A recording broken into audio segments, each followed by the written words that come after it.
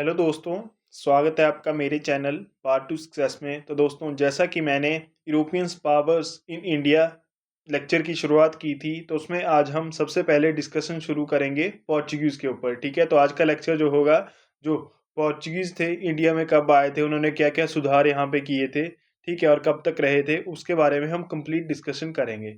ठीक है, तो आज का लेक्चर जो रहेगा वो पोर्चुगीज़ के ऊपर रहेगा कम्प्लीटली। ठीक है, चलो शुरू करते हैं। तो सबसे पहले शुरुआत करते हैं इंट्रोडक्शन से।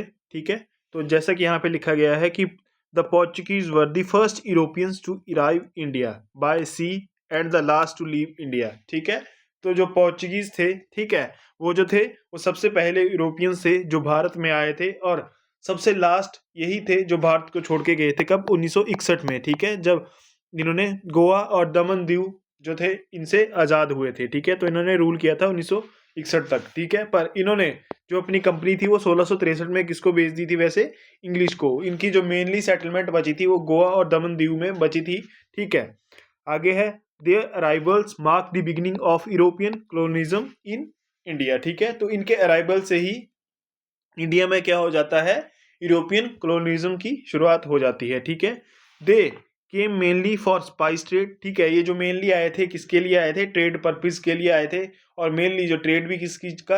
जो मसाले थे, स्पाइसेस थे, उनके ट्रेड्स के लिए यहाँ पे आए थे। ठीक है, और इनका और क्या पर्पज था कि जो अपना धर्म था इनका क्रिश्चियनिटी, उसको फैलाने के लिए भी इनका एक मोटिव था जिसके लिए यहाँ पे आए थे। ठीक है, पर बाद में इनका जो मोटिव है वो चेंज हो जाता है, और ये जो है अपनी यहाँ पे पॉलिटिकल डोमिनेंस दिखाना शुरू कर देते हैं, और मिलिट्री एक्टिविटीज़ जो हैं अपनी उनकी शुरुआत कर देते हैं। ठीक है, क्योंकि ये देखते हैं जो यहाँ के लोकल रूलर्स हैं वो उनमें आपस में यूनिटी नहीं थी। ठीक है, वो पावर्स के लिए एक दूसरे के साथ लड़ रहे थे, जिसका फायदा इन्होंने उठाया। और ठीक है, और इन्होंने जो था वो सारी पॉलिटिकल और मिलिट्री एक्टिविटीज़ या पावर्स थी वो अपने हाथ में ले ली थी। ठीक है, अब थोड़ा सा हम बैकग्राउंड जानते हैं और इनका अराइवल्स के बारे में जानेंगे। ठीक है, तो सबसे पहले जो डिस्कवरी हुई कि यहाँ के लिए रास्ते की खोज हुई, तो वो की थी किसने? Vasco da Gama. ठीक है, एक पोर्चुगीज सेलर था एक, ठीक है, नाविक था, जिसने डिस्कवर किया था भारत के लिए, इंडिया के लिए कौन सा? सी रूट। ठीक है, ये 1498 में आया था। ठीक है, ये जो आया था ये कहाँ पहुंचा था? कैलिकट में, जो कि नियर बाई मतलब कैलिकट जिसका आज नाम है कोझिकोड। ठीक है, वहां पे ये पहुंचा था। कब पहुंचा था? 20 मई 1498 में। ठीक है, और यहाँ पे जब ये पहुंचा था कैलिकट में, तो यहाँ पे रूल था किसका? जमोरियन का। ठीक है, यहाँ का ये लोकल रूलर था या किंग था, राजा था, कौन था? जमोरियन था। तो ये भी क्वेश्चन बना है एग्जाम में कि वो कहाँ पे आया है, और पर्टिकुलर डेट भी पूछी गई है कई बार। और ऐसा भी पूछा गया है कि जब वास्को डिगामा कैलिकट में आया तो वहाँ के जो लोकल रूलर थे वो कौन थे? तो वो कौन थे? वो थे जमोरियन। ठीक है, तो ये आप ध्यान में रखोगे। अगला है this route connected Europe to Asia by sea. ठीक है, ये जो रूट था, ये जो रास्ता था, ये कनेक्ट करता था, ये जोड़ता था यूरोप को कहाँ से?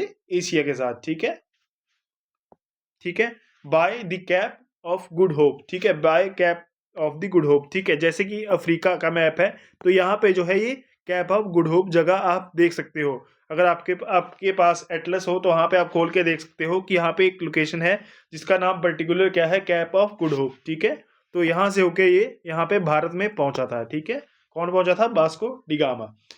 ठीक है, तो ये थोड़ा सा बैकग्राउंड हो गया।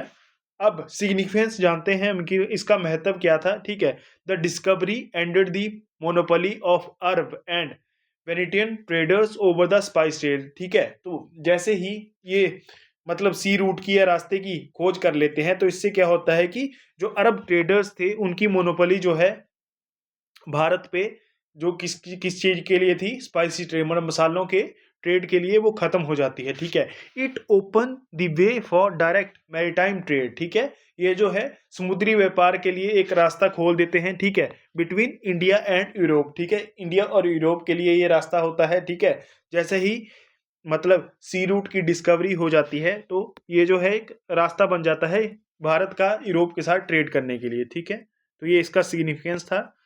अब ऑब्जेक्टिव जानते हैं, ऑब्जेक्टिव क्या था इनका? किसका? पोर्चुगीज का। ठीक है, तो सबसे पहले है to monopolise the spice trade in Indian Ocean. ठीक है, तो जो मोनोपोली हासिल करना, ठीक है, किस चीज़ का? स्पाइस ट्रेड, मसालों के ट्रेड का। कहाँ पे? इंडियन ओशियन में, ठीक है। इसके लिए ये मेनली आए थे, ये इनका ऑब्जेक्टिव था। और दूसरा ऑब्जेक्टिव क्या था कि अपने धर्म का, अपनी इनका जो धर्म था क्रिश्चियनिटी, उसका ये इसको ये फैलाना चाहते थे भारत में, ठीक है। इसलिए वो बहुत सारे मिशनरीज को यहाँ पे भेजते थे, ठीक है, और अपने धर्म का प्रचार करते थे, ठीक है। तीसरा जो है, to establish military and naval base for security and expansion, ठीक है। तीसरा जो था ऑब्जेक्टिव, वो क्या था कि एक strong military, strong army maintain करना, एस्टेब्लिश करना, स्थापित करना, ठीक है। और नेवल बेसिस बनाना, नौसेना के बेसिस तैयार करना, ठीक है। इस चीज के लिए, अपनी सिक्योरिटी के लिए और अपने व्यापार के, अपने ट्रेड के एक्सपेंशन के लिए, ठीक है। और चौथा जो मेन एग्जैक्ट क्या है, ऑब्जेक्टिव है, वो क्या है कि जो अरब्स थे उनको एलिमिनेट करना, यहाँ से निकालना, ठीक है। और जो अदर एशियन ट्रेडर्स से उनको भी भारत के जो समुद्री व्यापार था, ठीक है, वहां से इनको यहाँ से निकालना और खुद के हाथों में सारा ट्रेड ले लेना, ये इनका मेन ऑब्जेक्टिव थे, ठीक है। अगला पॉइंट है कि establishment of Portuguese power in India. तो इसकी एस्टेब्लिशमेंट कैसे होती है, ठीक है। तो जैसे ही 20 मई 1400, कब? 1498 को कौन आता है? Vasco D gamma. कहाँ पे? भारत में आता है, ठीक है। तो वहाँ के जो लोकल रूलर होते हैं कौन? जमोरियन, ठीक है। तो क्या होता है इसके आने के बाद, और उसके बाद बहुत सारे पोर्चुगीज जो हैं वो यहाँ पे आते हैं। कहाँ पे? इंडिया में, ठीक है। ये जो जब सी रूट की डिस्कवरी कर देता है, खोज कर देता है, तो उसके बाद और भी काफी ज्यादा ट्रेडर्स जो यूरोपियंस होते हैं वो यहाँ पे आते हैं, ठीक है। जैसे कि 1500 में आया था कौन? पेड्रो अल्वारेस, ठीक है। पेड्रो अल्वारेस कैब्रल जो थे, ये 1500 आए में थे, एक 1500 में आए थे, ठीक है। कहाँ आए थे? कैलिकट में ही आए थे, ठीक है। और इन्होंने क्या किया था? इन्होंने पहली फैक्ट्री जो थी वो एस्टेब्लिश कर दी थी पोर्चुगीज की, ठीक है। उसके बाद the Portuguese soon used both trade and force to explain their influence, ठीक है। इसके बाद जो था, जो पोर्चुगीज थे, जो पुर्तगाली थे, उन्होंने क्या किया था? उन्होंने ट्रेड का भी यूज किया था और अपनी स्ट्रॉन्ग आर्मी का भी यूज किया था, कि किस चीज के लिए? अपने प्रभाव को और ज्यादा फैलाने के लिए, ठीक है। उसके बाद अब हम जानेंगे जो पोर्चुगीज के जो मेजर जो इंपॉर्टेंट गवर्नर्स हुए हैं और उनकी अचीवमेंट्स हुई हैं, उनके बारे में जानेंगे, ठीक है। सबसे पहले हम बात करेंगे जो पहले गवर्नर्स थे इसके पोर्चुगीज के, वो कौन थे? फ्रांसिस्को डी अल्मीडा, ठीक है। इनका टाइम पीरियड है 1505 से लेके 1509 में भारत में, ठीक है। तो ये जो थे फर्स्ट पोर्चुगीज वायसराय थे इन इंडिया, मतलब ये जो थे ये पहले वायसराय थे किसके? पोर्चुगीज के। कहाँ पे? भारत में, ठीक है। और इन्होंने ही इंट्रोड्यूस की थी कौन सी? ब्लू वाटर पॉलिसी, ठीक है। तो ये ब्लू वाटर पॉलिसी क्या थी? ये ब्लू वाटर पॉलिसी थी कि जो पोर्चुगीज थे उनको समुद्र का क्या करना? समुद्र का जो मतलब मास्टर बनाना, मतलब इनका जो सारा एम था कि अगर हमारी नौसेना मजबूत होगी, ठीक है, क्योंकि इंडिया की जो थी वो बहुत सारी लंबी कोस्टल लाइन थी, अगर इनकी नेवी स्ट्रांग होगी तो ये खुद ही सारा जो ट्रेड है वो अपने हाथ में ले लेंगे, ठीक है। तो इसके साथ ही अगर इनकी नेवी स्ट्रांग होगी तो ये सुप्रीम बन जाएंगे, ठीक है, और ज़्यादा समृद्ध हो जाएंगे और अब ट्रेड जो है सारा अपने हाथ में ले सकते हैं, ठीक है।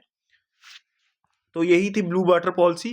उसके बाद इन्होंने फोकस किया किसके लिए? एस्टेब्लिश रखने, मतलब एक स्ट्रांग नेवी की स्थापना करने के लिए, करने में इन्होंने अपना फोकस तैयार किया, क्योंकि यहाँ पे क्या था? इंडिया की काफी लंबी कोस्टल लाइन थी, ठीक है, जिस कारण जो था ये अपनी जो टेरिटरी थी उसको भी मतलब क्या कर सके? उसको भी सुरक्षित करके रख सकें, इसलिए इन्होंने एक स्ट्रांग नेवी की एस्टेब्लिशमेंट की, ठीक है। इन्होंने जो है बहुत सारे फाइट्स, मतलब लड़ाइयाँ लड़ी, किसके साथ? अरब ट्रेडर्स के साथ, ठीक है, इजिप्टियंस के साथ, ठीक है। अब बात करते हैं जो सेकंड गवर्नर है वो कौन है? अल्फोंसो डी अल्बुकर्क की, ठीक है। ये इनका टाइम पीरियड है 1509 से लेके 1515 तक, ठीक है। अल्फोंसो डी अल्बुकर्क, ठीक है। ये जो इनको जो माना जाता है, ये रियल फाउंडर माना जाता है किसका? पोर्चुगीज पावर का। कहाँ पे? भारत में, ठीक है। इसको जो है रियल फाउंडर माना जाता है। इन्होंने जो क्या किया था, इन्होंने जो था वो गोवा को अपने हाथ में ले लिया था, मतलब हथियार लिया था, कब? 1510 में, ठीक है। और इसको जो था पोर्चुगीज की कैपिटल बना दिया था कि कब? 1510 में ही, ठीक है। इन्होंने कैप्चर किया था क्या? मलक्का को 1511 में और हॉर्मुज को 1515 में, ठीक है। इन्होंने जो था कंट्रोल कर लिया था, जो मेजर ट्रेड रूट थे उन पे अपना कंट्रोल बना लिया था, ठीक है।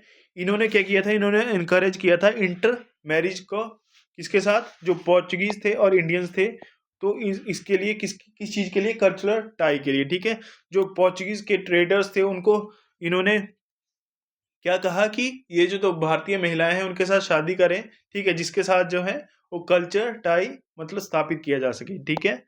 इन्होंने जो था बहुत सारे फोर्ट्स बनवाए, चर्चेस बनवाए, ठीक है। और इन्होंने क्या किया, इन्होंने यूरोपियन स्टाइल एडमिनिस्ट्रेशन जो था उसको उसकी शुरुआत की थी इन्होंने, किसने, अल्फोंसो डी अल्बुकर्क, ठीक है।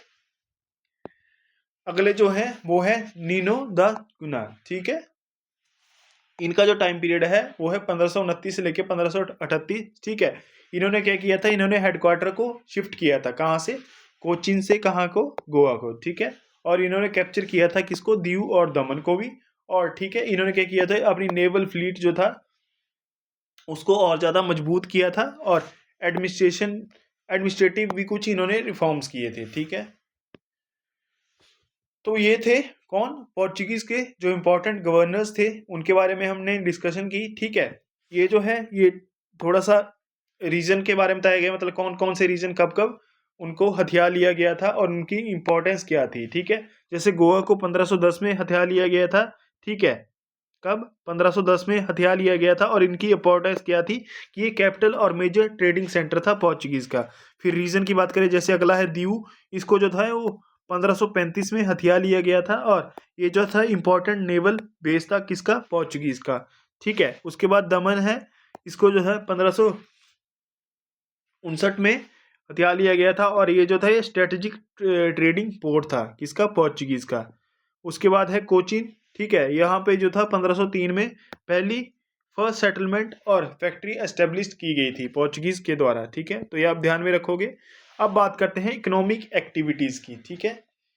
तो इकोनॉमिक एक्टिविटीज ने में इन्होंने सबसे पहले तो फोकस किया किस पे, ट्रेड पे। ट्रेड भी किस चीज का, स्पाइसेस का, ठीक है। और पर्पल जैसे काली मिर्च होती है उसका, ठीक है, सिनामन इसका, और क्लोव्स, ठीक है, लौंग, ठीक है, इसका भी, इस पे इन्होंने मेनली फोकस किया था। तो सबसे पहले इन्होंने जो ट्रेड पे ध्यान दिया था वो ट्रेड किसका किया था, स्पाइसेस का, ठीक है। और इन्होंने जो एक्सपोर्ट किया था, और किस चीज़ का एक्सपोर्ट किया था, टेक्सटाइल जो कपड़ा था उसका, ठीक है, इंडिगो का, नील का, ठीक है। और भी हैंडीक्राफ्ट जो थे, हैंडीक्राफ्ट मतलब हाथ से बनी हुई चीज़ें थी, उनको भी इन्होंने एक्सपोर्ट किया था कहाँ, यूरोप की मार्केट्स में, ठीक है। इन्होंने इम्पोज किया क्या, ट्रेड पे अपनी मोनोपोली जो थी वो स्थापित कर दी थी। और इन्होंने जबरन जो थे यहाँ के लोकल रूलर्स थे उनको जो क्या किया था, उनको उनको क्या कहा था, जो यहाँ के लोकल रूलर्स हैं, कि वो अपना सामान जो है केवल उन्हीं से खरीदेंगे और उन्हीं को ही बाय करेंगे, ठीक है। तो जो लोकल रूलर्स थे उनको इन्होंने जबरन फोर्स किया था, ठीक है। और इन्होंने जो था वो कलेक्ट किए क्या, कार्टाज जो थे, कार्टाज जो है ये क्या है, ये नेबल पासिस थे, ठीक है। ये कलेक्ट किए किससे, इन्होंने जो भारत के व्यापारी थे, भारत के जो मर्चेंट थे, इंडियन मर्चेंट्स थे, व्यापारी थे, उनसे किस चीज के लिए, जो ट्रेड की परमिशन ली, जो भारत में समुद्री व्यापार थी उसकी परमिशन ली। ये जो पासिस थे कार्टिज, ठीक है, ये जो नेबल पासिस थे, इन्होंने किससे लिए, इन्होंने जो भारत के जो व्यापारी थे उनसे ये परमिशन ली कि वो ट्रेड कर सके भारत के समुद्री तटों से, ठीक है। अब बात करते हैं इनके रिलीजियस और कल्चरल इम्पैक्ट की, ठीक है। तो जैसा कि यहाँ पे लिखा गया है, the Portuguese were the active Christian missionaries mainly ज्यूसिस, ठीक है। जो जो पोर्चुगीज थे मेनली क्रिश्चियन थे, ठीक है, ठीक है। और इन्होंने अपने धर्म का प्रचार करने के लिए यहाँ पे काफी सारे मिशनरीज भेजे, ठीक है। और उन्होंने बहुत सारे लोगों को इन्फ्लुएंस करने की कोशिश की थी, ठीक है। उसके बाद जो सेंट फ्रांसिस जेवियर थे, ये गोवा आते हैं कब, 1542 में, किस चीज़ के लिए, क्रिश्चियनिटी मतलब क्रिश्चियनिटी को स्प्रेड करने के लिए, क्रिश्चियनिटी को फैलाने के लिए, कहाँ पे, सदर्न इंडिया में, ठीक है, साउथ इंडिया के पार्ट में। इन्होंने क्या किया, बहुत सारे चर्चेज बनाए, कॉन्वेंट्स बनाए, ठीक है। और बहुत सारे कॉन्वेंट स्कूल भी स्थापित किए थे इन्होंने, किसने, पोर्चुगीज ने, ठीक है। इन्होंने ही इंट्रोड्यूस किया था क्या, वेस्टर्न एजुकेशन को। और प्रिंटिंग प्रेस भी यही लेके आए थे कहाँ पे, भारत में। सबसे पहले इन्होंने जो पहली प्रिंटिंग प्रेस थी ये एस्टेब्लिश की थी कहाँ पे, गोवा में, कब, 1556 में। वेरी वेरी इंपॉर्टेंट, बहुत बार एग्जाम में पूछा गया है कि जो पहली प्रिंटिंग प्रेस थी वो किसने एस्टेब्लिश की थी, वो की थी पोर्चुगीज ने, ठीक है, कब? 1556 में। आगे है influence Indian culture through architect, क्योंकि इन्होंने जो भारत का जो कल्चर था, संस्कृति हुई, उसको इन्फ्लुएंस करने की कोशिश की। कैसे? बहुत सारे आर्किटेक्चर बना के, कुशीन्स बना के, ठीक है, लैंग्वेज में भी अपनी इन्फ्लुएंस दिखा के, ठीक है, जैसे कि बहुत सारे जो वर्ड्स हैं जैसे अलमारी, बाल्टी, साबुन, ये जो है पोर्चुगीज ही यहाँ पे लेके आए थे, ठीक है, पुर्तगाली ही यहाँ पे लेके आए थे, उन्हीं से हमने ये चीजें सीखी थी। अब बात करते हैं इनका डिक्लाइन कैसे हुआ, ठीक है। सबसे पहले जो कारण था वो था करप्शन, ठीक है, करप्ट प्रैक्टिसेस होती थी, ये भी इनके डिक्लाइन का कारण बना। और जो तो मिस मैनेजमेंट थी, ठीक है, इनके जो ऑफिशियल थे वो अच्छे से मैनेजमेंट नहीं कर पाए हर एक चीज की, ट्रेड की ना एडमिनिस्ट्रेशन की, यही इनके डिक्लाइन का कारण बना, ठीक है। इनके पास बहुत कम लिमिटेड रिसोर्सेज थे, ये भी इनके डिक्लाइन का कारण बनता है। लिमिटेड रिसोर्सेज थे मतलब कम रिसोर्सेज थे किसके कंपैरिजन में, और मैन पावर भी कम थी किसके कंपैरिजन में, जैसे अदर यूरोपियंस थे, जैसे इंग्लिश थे, उनके पास जो रिसोर्सेज थे वो बहुत ज़्यादा थे, ठीक है, और मैन पावर भी बहुत ज़्यादा थी, ठीक है। इनकी रिलीजियस पॉलिसी थी, उसकी वजह से भी इनका डिक्लाइन हुआ, जैसे कि इनका मोटिव था कि क्रिश्चियनिटी को फैलाना, ठीक है, कहाँ पे? भारत में, तो ये भी इनके डिक्लाइन का कारण बना। उसके बाद जो मेनली डिक्लाइन का कारण है, जैसे कि अदर यूरोपियंस थे, डच थे, इंग्लिश थे, फ्रेंच थे, ठीक है, ये जो थे ये भी इनके डिक्लाइन का कारण बना। इनका राइवल भी, क्योंकि ये जो थे ये बहुत अच्छे तरीके से ऑर्गेनाइज्ड आर्मी थी इनकी, ठीक है, ऑर्गेनाइज्ड एडमिनिस्ट्रेशन था, ये भी इनके डिक्लाइन का कारण बना। Defeated by Dutch in battle of सोली, ठीक है, जो बैटल ऑफ सोली हुई है किसके किसके बीच में? पोर्चुगीज और डच के बीच में, कब? 1612 में, ये भी इनके डिक्लाइन का कारण बना, ठीक है। और इसी बैटल में इन्होंने अपनी बहुत सारी टेरिटरीज जो थी वो खो दी थी, ठीक है। Goa was the only major possession they retain until 1961, मतलब 1961, तो गोवा ही केवल ऐसी टेरिटरी थी जो कि इनके पास रही थी 1961 तक, ठीक है। तो तभी तो कहा जाता था कि जो पोर्चुगीज थे वो सबसे पहले भारत में आए थे, और यही जो थे वो सबसे लास्ट में भारत से गए थे, ठीक है। कब गए थे? 1961 में। वेरी वेरी इंपॉर्टेंट, गोवा जो था वो आज़ाद हुआ था पोर्चुगीज से, कब? 1961 में, ठीक है। और इनको मतलब गोवा को इंडिया में मिला लिया गया था, ठीक है, कब? 1961 में। तो ये आप ध्यान में रखोगे। अब लीगेसी की बात करते हैं कि पोर्चुगीज क्या लेके आए भारत में, ठीक है। इन्होंने जो था बहुत सारी नई क्रॉप्स इंट्रोड्यूस की, जैसे कि पोटैटो ये लेके आए, टोमेटो ये लेके आए, चिल्ली मिर्च ये लेके आए, टोबैको ये लेके आए, ठीक है। और इन्होंने जो था इन्होंने बहुत सारे आर्किटेक्चरल मॉन्यूमेंट्स बनाए, जैसे चर्चिज इन्होंने बनाए, सबसे पहले फोर्ट्स बनवाए इन्होंने, ठीक है।